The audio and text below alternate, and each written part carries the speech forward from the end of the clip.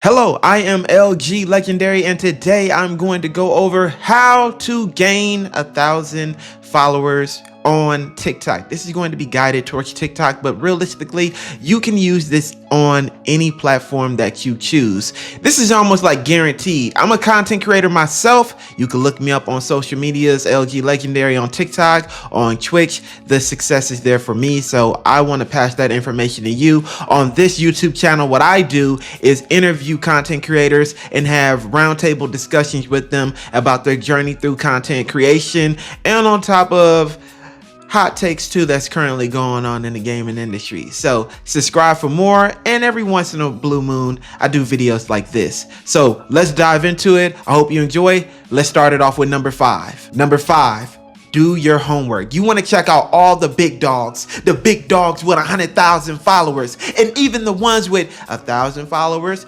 2,000 followers, 500 followers, 10,000. It does not matter. Check out as many people as you can. Why?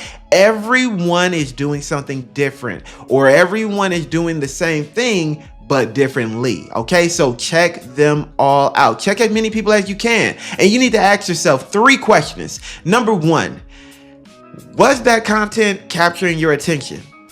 If it was, what about it made it interesting to you? You need to be able to pinpoint exactly what it was about that content that made you say, oh, okay, this is interesting, or made you want to stick around to see the end results or just see more of it. And last but not least, how important is it to the community? How important is that need to the community? What you found interesting, how important is it to others? The need is going to be very important because, for example, if you play Pokemon, showing off your nicknames for the Pokemon that you've caught may be pretty boring and not a high demand in that community.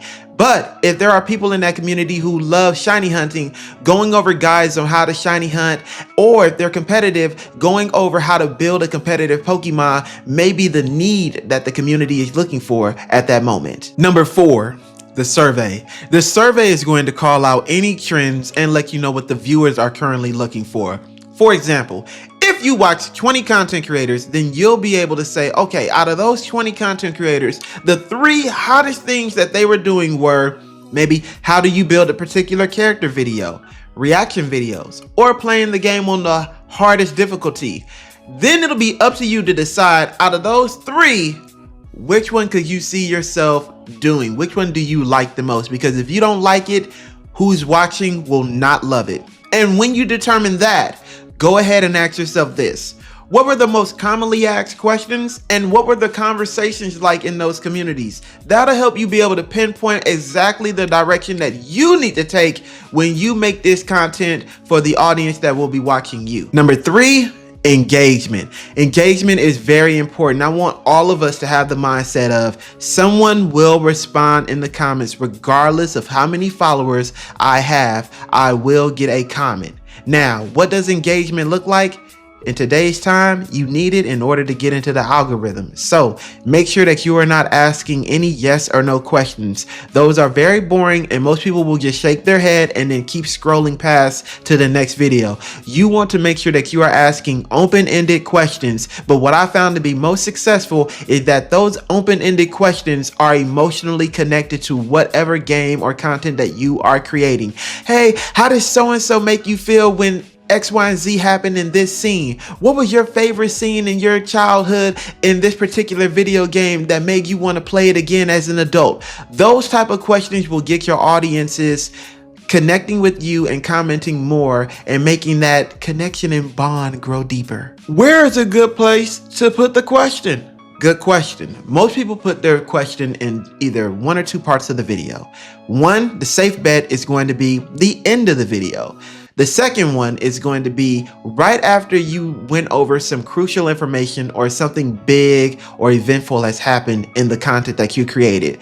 What that is going to do is create that level of engagement where people are going to go to your comment section and see who's responding, if people are disagreeing or agreeing with you, especially if that question that you just asked is really relevant and blowing up in the community right now. So once you understand and learn your community, you'll figure out where your question needs to be placed, either in the middle of the video or at the end. Number 2, the brand. Now, this is where it becomes all about you. You've already done your homework on the viewers, the content creators, the community. Now we are going to focus on ourselves because we are a brand now. We are a business. You have to have that mindset or you will not go nowhere if you do not consider yourself a business. Whether you think of yourself as a small business, big business, whatever, you need to have that mindset because now you want to make sure that all your social medias explain who you are without people having to figure it out on their own.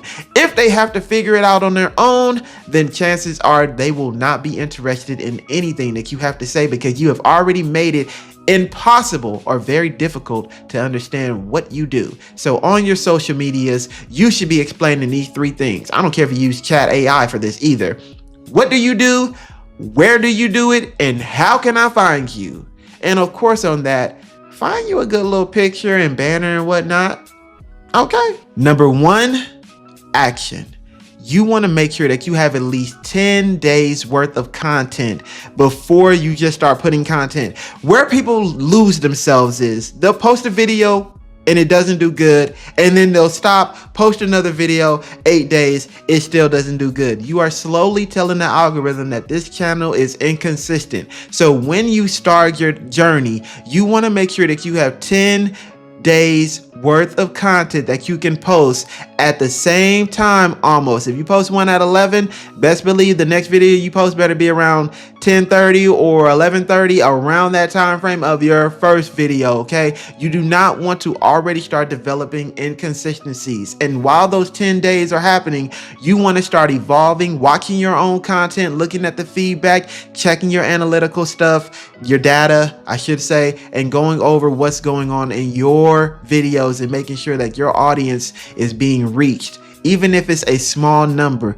one viewer matters all the way up to 1,000. Pay attention and be consistent.